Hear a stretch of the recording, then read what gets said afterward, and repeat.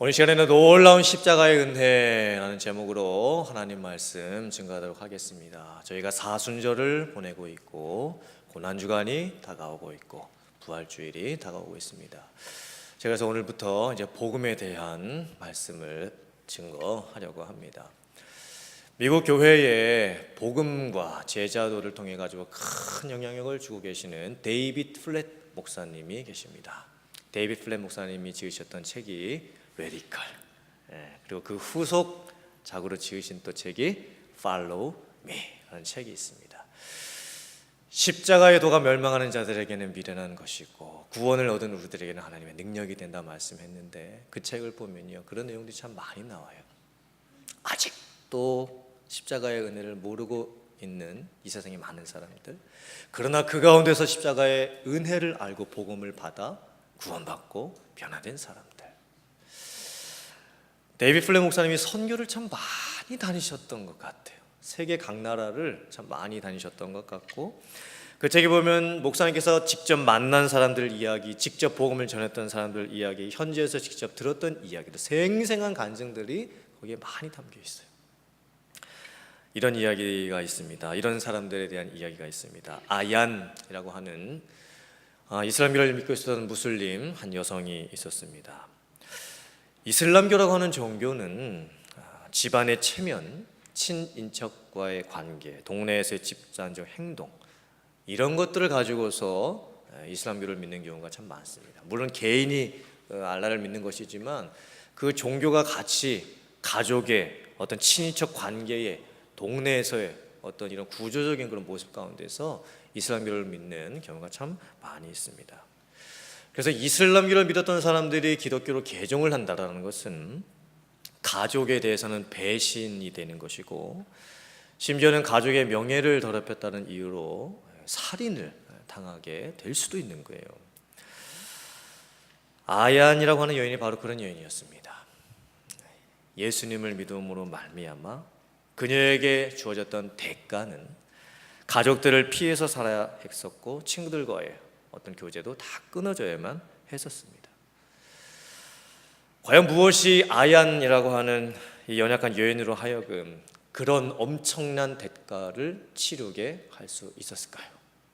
그것은 바로 복음 때문이었습니다. 십자가 부활의 복음에 담겨 있었던 생명, 그게 얼마나 중요한지를 알았기 때문에 그보다 중요하지 않았던 것들을 내려놓을 수 있었던 거예요. 목사님이 인도를 가셔서 선교할 때는 이런 일들도 있었습니다. 한 여인이 살고 있었는데 그 동네에는 토속신앙이 있었습니다. 잘 되기 위해서는 귀신들에게 잘 대접을 해줘야 된다. 근데 그 여인이 복음을 듣지요. 예수님을 알게 됩니다. 믿게 됩니다. 그리고 나서 그녀가 하고 싶었던 일은 무엇이었냐면 자기 집안에 있었던 그 모든 우상들을 다 치우는 것이었습니다. 벽에 그려져 있었던 귀신의 그림들 다 지우고 떼내고, 또 밥을 먹었던 식탁 위에 올려져 있었던 진흙으로 만든 이상한 형상을 하고 있었던 그 우상 조각들도 다 부수고, 안방에 크게 자리 잡고 있었던 신상도 다 깨서 부수고, 과연 무엇이 이 여인으로 하여금 평생을 그렇게 자기가 믿고 섬겼던 그 모든 귀신들 우상들을 다 자기 손으로 또 부술 수 있었을까요? 역시 십자가, 부활, 복음의 능력을 체험했기 때문입니다. 목사님이 북아프리카에 가셨을 때는 이런 일들도 있었습니다. 목사님께서 함께 이야기를 나누었던 그 청년의 한쪽 다리가 없었는데요, 불과 목사님이 오시기 전 몇 달 전에 테러범들이 교회를 폭탄 테러 공격을 해가지고 그때 그 한쪽 다리를 잃었노라, 그렇게 목사님께 고백을 했습니다. 또 저녁 식사를 대접해 주었던 그 집 주인은 자기가 살고 있었던 동네 조금 떨어졌던 그 어떤 동네에 자기처럼 예수님을 믿는 사람이 한 명 있었는데 교환들의 공격을 받아가지고 그 사람이 죽임을 당하고 말았다. 그런 또 안타까운 고백을 했습니다. 또 현지 병원에서 일하고 있었던 3명의 미국 크리스찬들, 그 이야기도 해주었는데요. 들었는데 목사님 입장에서는 미국에 살고 있었던 3명의 크리스찬들이 단기 선교를 간 거예요. 의료 단기 선교를 갔습니다. 미국에서의 그 좋은 안락 같은 삶을 이제 잠시 접어두고 북아프리카, 아직은 복음을 적대시하는 곳, 마음대로 복음을 증거할 수 없는 곳, 그 지역에 가서 단기 선교를, 의료 선교를 했습니다. 근데 어느 날 한 남성이 교회 안으로 들어왔는데 한쪽 팔에 붕대를 감고 있었고 다른 한쪽 팔에는 더 크게 무엇인가를 이렇게 감아가지고 헝겊으로 감아서 마치 아기를 안고 오는 것처럼 병원으로 들어왔다고 합니다. 그러더니 갑자기 오른손에 있었던 붕대를 풀고 왼손에 이렇게 묶여져 있었던 헝겊 조각들을 다 치우고 나더니 총을 꺼낸 거.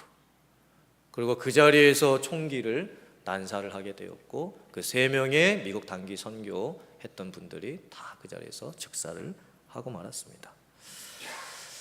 도대체 이 사람들은 왜 또 무엇 때문에 이런 가족들로부터의 외면도 당해야 되고 자기들이 살던 고향 동네도 떠나야 되고 자기 집에 살고 있었던 그 모든 우상들을 다 치우고 부수고 심지어 자기의 목숨까지도 희생을 당해야만 했을까요? 그것은 바로 십자가 복음 때문이었습니다. 멸망한 자들에게는 십자가의 도가 미련한 것이겠지만 구원받은 우리들에게는, 성도들에게는 그 십자가의 도가 능력이 되기 때문에 그 십자가 때문에 다른 것들을 내려놓을 수도 있었고 포기할 수도 있었고 심지어 그 생명을 잃었음에도 불구하고 그 모든 것들을 하나님께 영광 돌릴 수 있었던 거예요. 이게 십자가의 도를 아는 사람들에게서 나타나는 놀라운 삶의 모습입니다. 능력이 그 삶 가운데 나타나는 거예요. 근데 다른 한편으로는 여전히 우리가 살고 있는 이 세상을 보면요, 아직도 십자가의 도가 미련한 것처럼 여겨지는 그런 모습이 참 많습니다. 데이비드 플랫 목사님이 티벳에 가셨을 때 거기서 이제 티벳 불교를 믿고 있었던 승려들을 만났는데요. 그 사찰 안에 한 500명의 승려들이 모여가지고 돌을 닦고 있었던 거예요. 수행을 왜 할까? 불교의 승려들이 욕망을 버리기 위해서, 고통에서 해방되기 위해서, 열반의 경지에 올라가기 위해서 고행과 수행을 하겠지요. 그리고 기도문들을 적어가지고 그냥 계속 외우고 있고, 또 그들의 경전이 적혀 있는 어떤 그 원통, 그것들을 계속 이렇게 돌리면서 이제 수행을 하는 거겠죠. 목사님이 물으셨습니다. 아니 왜 그렇게 힘들고 어렵게 고행을 하냐, 수행을 하냐? 마음의 평안과 쉼을 얻고 싶어서 그렇다. 그러면 그 평안과 쉼을 얻었냐? 그랬더니 아직 못 얻었다. 지금도 아직도 찾고 있는 중이다. 그렇게 평생을 돌을 닦으면서 사는데도 아직도 마음의 평안과 쉼을 못 얻는 거예요.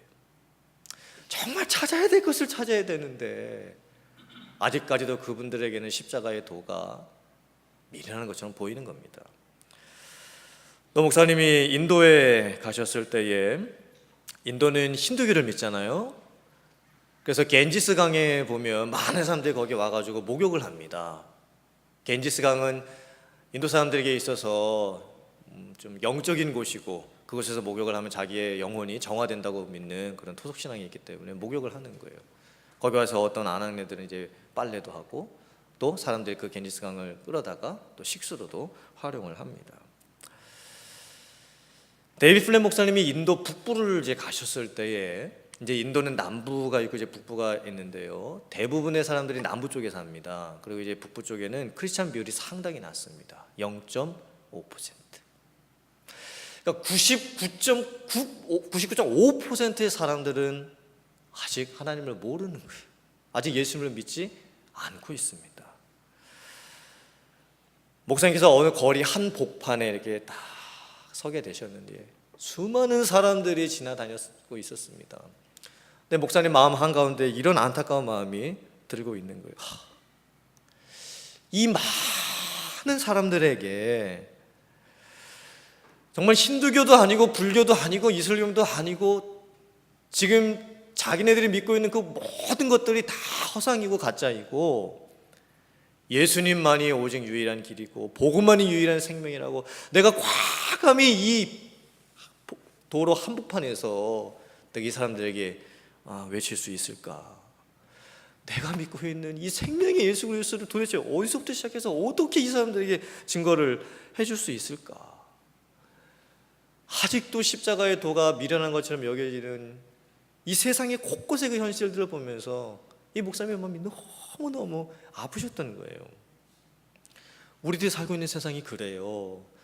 지금 세상에 약 72억의 인구가 있는데 기독교 인구가 한 몇 명 정도 되냐면 다 합쳐서 개신교, 장로교, 침례교, 감리교, 그리고 오순절교 다 합치고 로만 가톨릭, 천주교, 그리스 정교, 러시아 정교 다 합쳐도 22억밖에 되지가 않습니다. 여전히 50억이나 되는 사람들은 하나님을 모르고 살아가고 있어요. 믿지 않고 살아가고 있는 거예요. 우리 이 시대에 있는 어떤 사람에게는 십자가의 도가 멸망하게 되는 미련한 것처럼 여겨지고 있고, 어떤 사람들에게는 그 십자가의 도가 구원받은 성도에게 하나님의 능력이 되는 이런 현실들. 나는 그 가운데서 어떤 삶을 지금 살아가고 있는 걸까? 어떻게 살아가야 되는 걸까? 오늘 성경 말씀을 보면 고린도라는 도시에 살고 있었던 성도들에게 하나님께서 말씀을 주셨습니다. 이미 2000년 전에도 똑같은 현상이 있었던 거예요. 고린도전서 1장 22절 23절의 말씀입니다. 유대인은 무엇을 구합니까? 표적 구하고, 헬라인은 무엇을 찾습니까? 지혜를 찾지만 우리들은, 고린도 교회 안에 있었던 성도님들은 십자가에 못 박힌 그리스도를 전하고, 그 십자가 복음이 유대인들에게는 거리끼는 것이고 이방인들에게는 미련한 것이 되는 거예요. 유대인들은 뭘 믿었는가? 그들은 표적을 항상 구했습니다. 출애굽 시대부터 유대인들은 표적을 참 많이 경험했죠. 기적을. 홍해도 갈라져서 건너는 기적을 체험을 했고, 광야 40년 동안 생활하는 동안에 만나와 메추라기, 불기둥과 구름기둥의 기적도 경험을 했고, 또 여호수아 시대에는 전쟁할 때에 태양이 하늘에 멈춰지는 그런 기적도 경험을 합니다.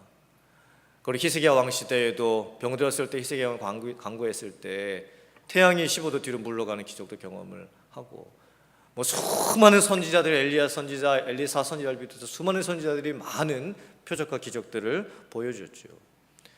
그래서 유대인들이 이제 마지막으로 기다렸던 표적은 예수 그리스도 메시아가 오는 표적이었습니다.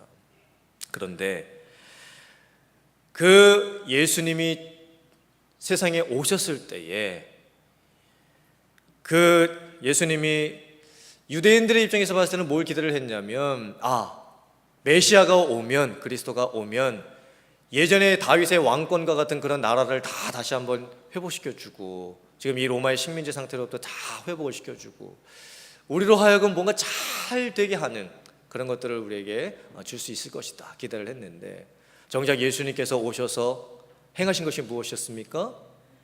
십자가에서 죽으시고 자기의 생명을 버리셨던 거예요. 그러니까 유대인들은 그게 도저히 이해가 되지 않았습니다. 어떻게 메시아가, 그리스도가 저렇게 허무하게 십자가에서 죽을 수 있을까?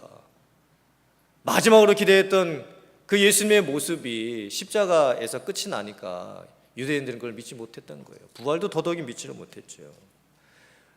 또 헬라인은 무엇을 찾습니까? 지혜를 찾습니다. 고린도는 유명한 헬라 도시였죠. 철학을 찾았고, 그리고 거기는 선비들이 참 많았어요. 이 선비는 이제 우리나라 옛날 조선시대에 쓴 선비가 아니고, 선비는 이제 착하고 선하게 삶으로써 이 세상을 좀 윤택하게 만들려고 하는 그런 사람들. 또 변사도 많았습니다. 변사가 뭘까요? 말 잘하는 사람들, 웅변 잘하는 사람들. 그래서 이 고린도 사람들은요, 모여가지고 얘기 듣기를 좋아했어요. 요즘 시대에 무슨 이야기들이 있는가, 자기들의 귀를 즐겁게 해주는 그런 웅변적인 얘기 듣기를 좋아했던 거예요. 그리고 예로부터 이제 정치가 발달했으니까 민주주의가 발달을 하고, 그래서 법을 잘 세우면 이 나라가 잘 먹고 잘 살게 된다, 그런 식으로 이 세상을 만들어 가려고 했던 겁니다. 그러니까 이 고린도에 살고 있었던 헬라 철학을 문화를 갖고 있었던 사람들에게도 십자가는 거리끼는 것이었습니다. 아니, 어떻게 죽은 사람이 다시 살아날 수가 있냐, 그런 부활 말도 안 되는 소리를 우리 보고 어떻게 믿으라고 하는 거냐, 이런 식으로 치부를 했던 거예요. 고린도도 똑같았습니다. 어떤 사람들에게는 십자가의 도가 멸망하는 미련한 도가 되는 것이었고, 그러나 놀랍게도 그 고린도라고 하는 도시에 복음을 듣는 사람들이 생겨요. 바울 사도가 전해줬던 그 복음을 듣고 믿는 사람들이 생기고 교회가 세워지기 시작을 합니다. 그 세워진 고린도 교회를 통해 가지고 하나님의 나라가 또 이루어져가는 것이 나타나는 거예요. 그래서 어떤 사람들에게는 또 이 복음이 생명이 되고 능력이 되어 갔던 거예요. 오늘 이 말씀을 보면서 그럼 나는 어떤가? 내 모습은 지금 어떤 모습일까? 예수, 그리스도, 십자가, 부활, 복음, 생명? 이것이 나에게 거리끼는 것, 미련한 것처럼 되어버렸을까? 아니면 정말 이 성경이 말씀하고 있는 그 복음의 생명을 내가 누리고 내 삶 가운데서 체험을 하면서 살아가고 있을까? 사실 오늘날 우리 시대에요, 이미 교회를 다니고 있고 이미 예수님을 믿었음에도 불구하고 아직 이 십자가의 도, 복음의 능력, 그 생명이 드러나지 않은 채 신앙생활을 하고 있는 그런 성도들이 참 많이 있습니다. 디모데후서 3장 5절의 말씀입니다. 경건에 무엇은 있으나 모양은 있어요. 교회 다니는 모습은 있어요. 주일날 교회도 다닙니다. 그런데 경건에 무엇은 없습니까? 능력은 없습니다. 그걸 부인하는 거예요. 그래서 뭐라고 말씀합니까? 이 같은 자들에게서 네가 돌아서라, 떠나야 한다. 그와 같은 자리에 있지 말고 돌아서서 떠나야 된다 말씀을 하고 계시는 거예요. 사실 유럽이나 이제 미국이나 한국 같은 기독교가 이미 오래 전에 이제 전해졌고 교회들이 이미 많이 세워져 있고, 어쩌면 이제 믿는 성도들이나 교회가 세상에 보여줬던 모습이 너무 땅에 떨어져서 믿지 않는 사람들이 믿는 성도와 교회들을 보면서 어이구 어떻게 저럴 수가 있느냐 이렇게 손가락질까지 당하는 이 시대의 모습을 보면 참 믿는다라고 하는 이름은 가지고 있지만 그냥 무늬뿐인 그런 모습으로 살아가는 성도들이 있을 수가 있는 거예요. 존 웨슬리 목사님이 영국에서 감리교 부흥을 일으키셨을 때 그때 영국의 모습이 어땠는가? 이미 1700년대 영국의 모습을 존 웨슬리 목사님이 이렇게 이야기를 하십니다. 그들은 아주 오래전에 세례를 받고 명목적인 이름뿐인 그리스도인이 되었을 뿐입니다. 그들은 기독교적인 보편적인 신앙을, 기독교적인 견해를 수용했을 뿐입니다. 그들은 그냥 남들처럼 교회를 다니는 착한 그리스도인의, 교회를 다니는 사람들의 삶을 살고 있을 뿐입니다. 그들에게는 그리스도 안에서의 참 생명, 신앙, 내적 경건, 능력 이런 것들이 조금도 없습니다. 하나님의 사랑을 진실로 맛보지도 못했고 성령에 참여했던 경험도 전혀 없어 보입니다. 그래서 존 웨슬리 목사님이 이 모습이 너무 안타까우셨던 거죠. 믿는 성도라고 하는 분들이 교회의 모습이 어떻게 이럴 수 있을까? 그러면서 그 안에서 다시 외쳤습니다. 십자가, 부활, 복음의 능력, 생명을 외치셨던 거예요. 그러면서 다시 영국이 바뀌어가기 시작을 했고, 그것이 미국으로 건너오면서 1700년대 초반에 미국에서도 제1차 영적 대각성 부흥운동이 일어나게 됐던 거예요. 그 부흥의 역사들이 흘러 지금까지 또 교회를 통해서 이어져 나오고 있습니다. 우리들이 회복해야 될 것이 바로 그 부분입니다. 십자가 부활의 생명이 정말 나에게서 나타나고 있는가? 교회가 바로 그런 모습이 되어가고 있는가? 우리가 고백해야 될 신앙의 고백이 뭘까요? 고린도서 1장 24절의 말씀입니다. 오직 부르심을 입은 자들에게는 유대인이나 헬라인이나 그리스도는 하나님의 능력이고 하나님의 지혜이다. 이것이 우리가 고백해야 될 신앙의 고백입니다. 성경이 선포하는 복음은 세상 종교들이 말하는 그것들과 완전히 다릅니다. 세상이 말하는 종교는요, 다 나로부터 시작하는 거예요. 나의 공로, 나의 행위, 나의 수고, 나의 열심, 그렇게 하면 그 종교가 말하고 있는 그 구원에 이를 수 있다라고 가르칩니다. 모든 종교가 다 똑같이 그렇게 얘기를 합니다. 그런데 성경은 그렇지 않습니다. 복음은 그렇지 않은 거예요. 복음은 내가 죽어야 된다고 말을 합니다. 이건 그냥 뭐 낮아지는 차원이 아니라 내가 죽어야 된다고 말씀을 하고 있는 거예요. 내가 죽어야만 내 안에 예수 그리스도가 사실 수가 있고, 내 안에 예수 그리스도가 사셔야만 내 안에서 그 생명을 얻을 수 있다, 구원을 얻을 수 있다, 이렇게 선포하고 가르치는 거예요. 그래서 복음을 제대로 경험하면요, 복음을 제대로 믿고 복음을 따르게 되면 사실 우리가 자존심이 많이 상할 수가 있어요. 이게 좀 역설적인 좀 말씀인데요, 이게 무슨 말이냐면, 성도님들 자존심 상해 보셨어요? 자존심이 언제 많이 상할까요, 우리들이? 아니, 무시당할 때, 다른 사람이 날 무시할 때, 아니 네가 뭔데 그러냐, 뭐 네가 뭐 잘난 게 있다고 이렇게 뭐 앞에 나서는 거냐, 그런 말 들을 때에 저희들이 자존심이 상하게 되지요. 그런데 정말 우리가 구원받음에 있어서 진짜 자존심이 상해야 되는 부분이 있어요. 복음 안에서 우리의 자존심이 상해야 되고 상할 수밖에 없는 부분이 있어요. 그게 무슨 뜻일까? 복음은 우리를 죄인이라고 말을 합니다. 나는 아무것도 아니라고 이야기를 합니다. 내가 가지고 있는 모든 것을 동원해봐도 구원받을 수 없다라고 선언합니다. 복음은 내가 죽어야 된다라고 말씀을 하고 있고, 그러니까 복음은 우리의 자존심을 건드리는 정도가 아니라 이 자존심이 완전히 죽어야 되고, 내 자아가 온전히 십자가 앞에 죽어지고 내가 아무것도 할 수 없음을 고백하고, 오직 그 십자가, 그 예수님께서 흘렸던 보혈의 그 공로를 힘입어야만 우리가 구원을 받을 수 있다라고 그렇게 선포하고 가르치는 거예요. 근데 이 부분을 저희가 제대로 복음 안에서 체험하는 게 참 어려운 부분이에요. 그래서 우리가 아직 살아있는 부분이 너무 많이 있어요. 내 자아가 죽지 못하고. 근데 제가 이제 몇몇 분들 정말 이 진짜 복음을 듣고 진짜 그 안에서 예수님 만나서 그 모든 것들을 다 내려놓고 자아가 죽어지는 그런 고백을 하셨던 성도님들을 제가 몇 분 만났는데요. 뭐 많이 만났지요. 근데 그분 중에서 제가 기억나는 분이 한 분, 두 분 정도 계시는데, 제가 예전 교회에서 이제 얼바인 지역을 맡아서 섬기고 있었을 때 한국에서 한 분이 오셨어요. 여자분이셨고 방송국 PD였습니다. 아주 잘 나가는 분이셨어요. 일을 너무나 잘하니까 미국에 연수 보내가지고 좀 좋은 거 좀 배워갖고 와라 하고 회사에서 연수를 보내준 거예요.